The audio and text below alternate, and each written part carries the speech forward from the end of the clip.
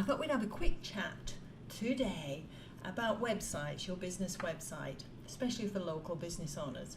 First of all though, tell me you don't do this, because if you do, you will never be my bestie. But you might make it onto my trivia team. So let me ask you this question.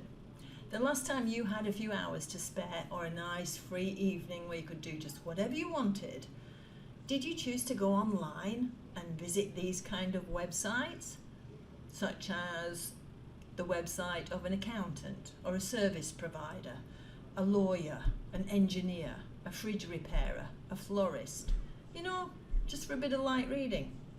No, of course you didn't. Nobody does. We just don't do that. It's not fun, okay? But instead, here's what we usually do, and we all do this.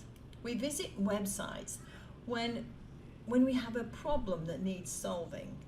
For instance, a leaky fridge, a painful tooth, we've got tax to do, or stuff to get printed, a legal issue, we want to buy some new shoes, looking for a friend's gift, noisy neighbours, dog's got a weird rash and you want to look it up, you want to find help with the kids' algebra homework.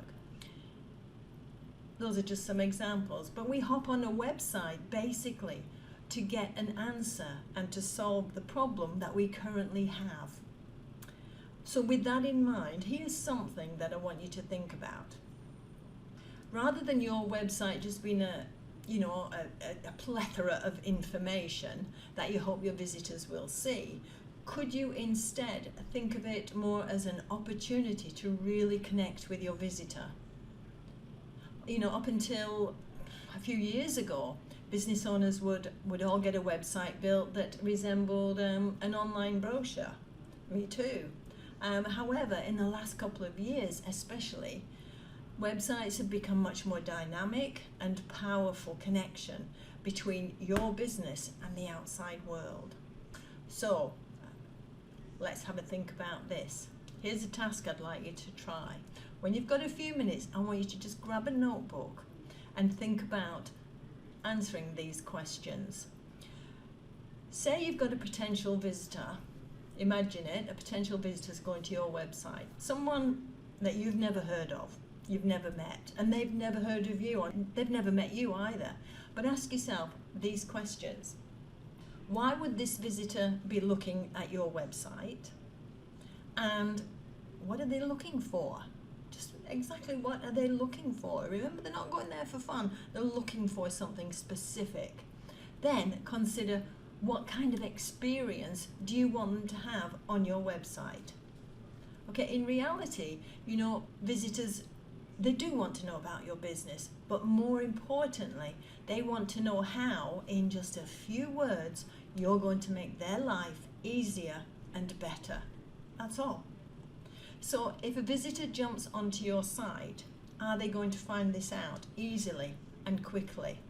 If they have to spend ages digging around, looking for information, waiting for sliders to finish or a video to come to the end, deciding whether to trust you or not and do business with you, if they have to wait too long, you'll lose them.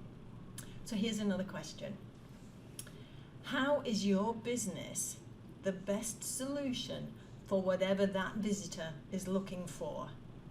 Now, if you can answer that very succinctly in a couple of sentences, then that is gold, pure gold. And we call this your value proposition.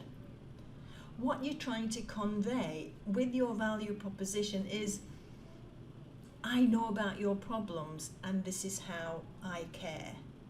If you can get that in writing, then this is the ideal information to go on your homepage in that hero section, which is at the top. In fact, it's your homepage headline.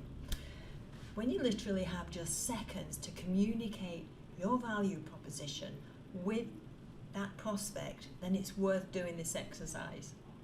Now, once you've got that value proposition in that hero position, then the rest of your website, its overall design, the structure and the layout is there to support you communicating your value proposition. So it's worth doing that little exercise. Hope that was helpful.